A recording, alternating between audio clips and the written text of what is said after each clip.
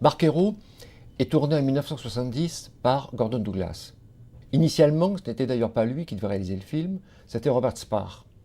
Mais Robert Sparr est victime d'un accident d'avion, donc il ne s'agit pas de retarder le tournage pour un metteur en scène, selon la tradition hollywoodienne, on change le metteur en scène. Donc on prend un spécialiste du western qui est Gordon Douglas. Alors Gordon Douglas, c'est une filmographie énorme, pratiquement tous les genres, du policier au film anticommuniste, du western à la comédie musicale, il a tout tourné. Il a commencé avec Hal Roach, a tourné des films avec Laurel et Hardy, a tourné des épisodes des Petites Canailles, la série Our Gang, et ensuite c'est une succession de films tout à fait différents. C'est aussi bien Le Détective avec Frank Sinatra, Sylvia, ce film très très curieux sur une enquête sur une femme, le film avec Carroll Baker.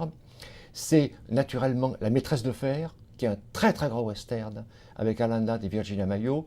Vous vous souvenez, c'est ce western qui tourne autour du Bowie Knife, puisque le héros que joue donc Alan Ladd, c'est Jim Bowie, le type qui a fait cette espèce de couteau énorme qui est le Bowie Knife. Jim Bowie qui mourra au siège du Fort Alamo, permet de vous le rappeler. Mais c'est aussi Yellowstone Kelly, c'est Le Trésor des Sept Collines, c'est Rio Conchos, qu'on retrouvera prochainement dans cette collection. Et c'est aussi ce western assez pervers, assez malsain, assez inhabituel, qui s'appelle The Field Walk of the West, qui est le remake de Kiss of Death de Henry Hathaway, où là, le personnage du tueur que jouait Richard Widmark est joué par Robert Evans, qui est une crapule, qui est un vrai salaud. Donc Gordon Douglas, très grande carrière. Alors, le western, on est en 70, on est à mi-chemin entre le western hollywoodien classique et déjà le western italien. Il est un peu, on sent que le western a évolué, il n'y a plus du tout ce lyrisme qui nous était très cher, et il faut être juste un peu de romantisme, de romanesque, qu'on aimait beaucoup. Le genre est devenu beaucoup plus dur, il y a eu les films de Peckinpah, il y a eu les films de Leone, ça se sent dans cette histoire.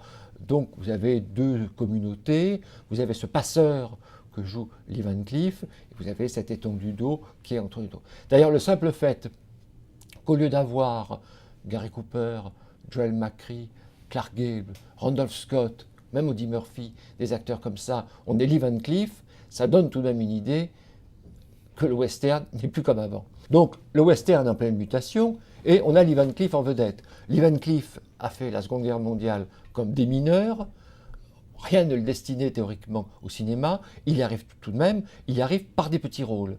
Il est l'un des grands méchants du Train sifflera trois fois de Fred Zinnemann face à Gary Cooper, et on le voit ensuite dans Big Combo, Joseph H. Lewis, c'est un des sadiques, c'est un de ceux que poursuit Gregory Peck dans Les Bravados, il est un des méchants dans Lawless Breed aussi, et là au contraire, il est donc le héros du film, opposé à une succession alors de grands méchants qui viennent très souvent des films de Peckinpah. Donc quand je vous signalais tout à l'heure qu'il y avait un lien entre ce type de nouveau western et la relecture du western par Peckinpah, c'est pas complètement absurde. On découvre par exemple ici Warren Oates. Warren Oates, il était dans Coup de fouet dans la Sierra, il était dans Major Dundee, c'est un des hommes qui aime beaucoup Peckinpah, il était le héros de Apportez-moi la tête d'Alfredo Garcia.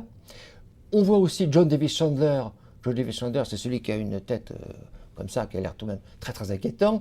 Il avait commencé en jouant Mad Dog Cole, l'ennemi public. Il est là aussi chez Peckinpah, dans Major Dundee, dans Coup de fouet dans la Sierra.